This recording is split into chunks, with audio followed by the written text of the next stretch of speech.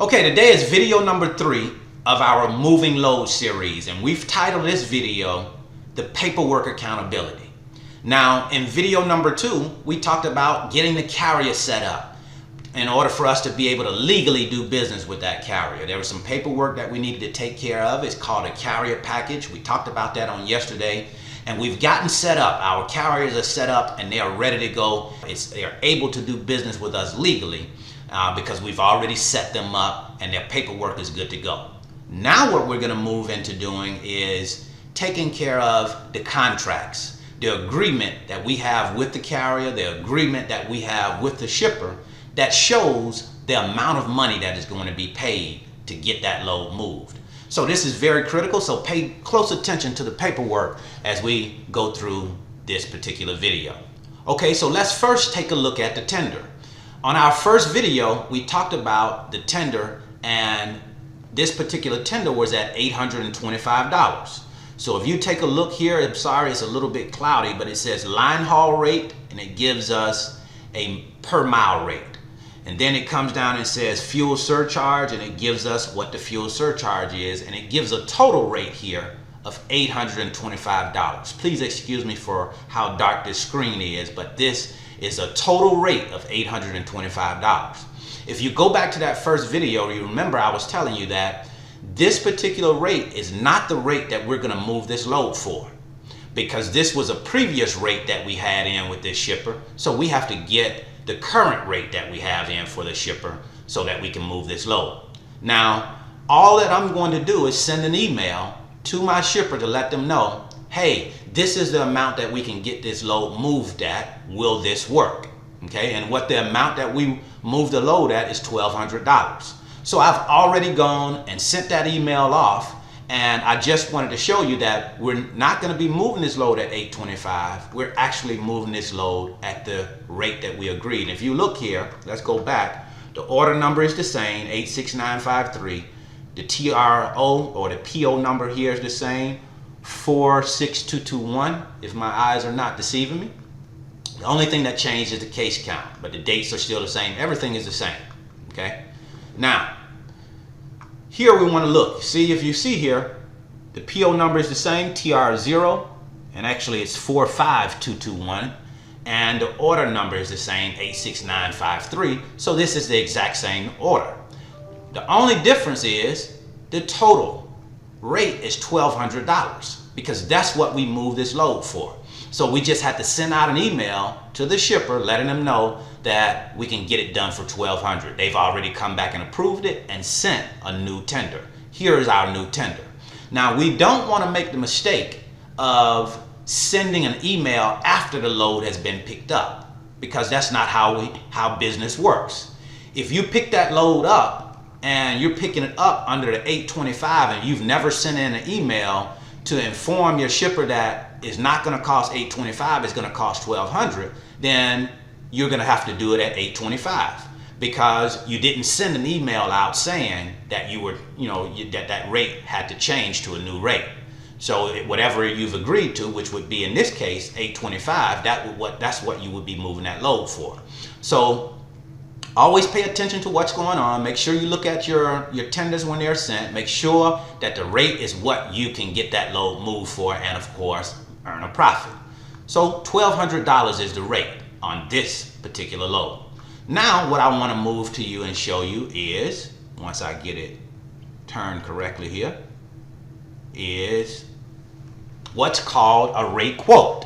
Now, we talk about a freight broker being a middle person between a shipper who's shipping goods throughout the U.S. and a carrier who has the asset or the truck to move those goods throughout the U.S. So we have to have a contract in place with both of those entities. Okay, so what I'm going to do is come down and I'm going to send a rate quote. A rate quote is going to give me my shipper's signature to say, okay, these are the details of the load. This is, 27 units. It's a total of 34,995 as far as the weight is concerned. And then here is the line haul. It's a total of $1,200 for that line haul. All right. So we're moving this load for $1,200, and we have our shipper signature here, and they've already signed it to say that we're good to go for the $1,200. So now we have a contract in place with our shipper that say we're moving that load on the 20th, delivering it on the 21st, and it's going to be in the amount of $1,200. So we're good to go on that side. Now that we're squared away on the shipper side, we want to move to the carrier side. Now, in order for you to make money, your rate to the carrier has to be less than you've gone to your shipper. So I want you to come down here and take a look at this. This is Star Freight's rate confirmation. It's going to pick up on the 20th, as you can see, deliver on the 21st, and it has an appointment time of 6 a.m. at the delivery, appointment time of 3 p.m. at the pickup. Okay, so 3 p.m. pickup, 6 a.m. delivery. Now, we come down here, we have some pickup instructions, some specific instructions that we want that carrier to pay attention to, and we also have some delivery instructions.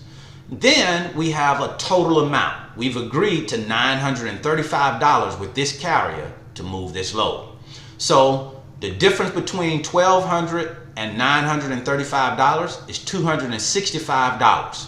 That's the profit that the freight brokerage I am making on this particular load, which is 22%. Now, normally we don't want to make less than 15% on a load as a freight broker. Okay, that's a fair profit. You know, the carrier is going to get the bulk of the amount of this load at $935. This is a 300-mile load, so he's getting over $3 per mile to move this load. Very, very fair, very, very good rate. As a matter of fact, when I posted these loads, I posted them at $935, and we didn't have any negotiation with the carrier. He accepted the load at that amount. Both carriers accept the load at $935. Why? Because it's a solid rate. Okay? So this is the paperwork for your carrier. This is called your rate confirmation. This is a contract. And as you can see, he signed it. Okay? So in order for your carrier to get paid, of course, when he sends in his invoice, he's going to send you back this particular rate confirmation. But this is the paperwork that's going to manage the movement of this load to get us moving. Now, when that load is delivered, we're going to get some additional paperwork, and we'll talk about that as we progress and get ready to deliver this load. So again, back from the top, we have the tender. This is the initial tender, and this is our corrected tender here to give us the total amount that we're going to be moving that load for. Now, if you come down here, this is our rate quote. This is our contract between the shipper and the broker, and it shows for $1,200. And then this is our rate confirmation between the broker and the carrier. Our contract on the carrier side is going to give us an amount that they're going to move that load for. Of course, going to be less than the amount that we've agreed to with the shipper. That's how we make our profit. Our amount to the carrier has to be less than the amount to the shipper. Okay? So this is how we manage the paperwork portion. Now, what I'm going to do is print this paperwork out, and I'll leave it in a little manila folder, or I'll staple it together and put it on my desk. And now I know that this particular load picks up on the 20th, delivers on the 21st, and I'll have that so that I can reference it just in case I need to give my carrier some information or give my shipper some information. But we have the paperwork we need now to get this load moving. So the paperwork accountability is what we wanted to share with you today. Tomorrow on video number 4, we're going to share a conversation with the carrier. And as always, see you at the top, because the bottom is much too crowded.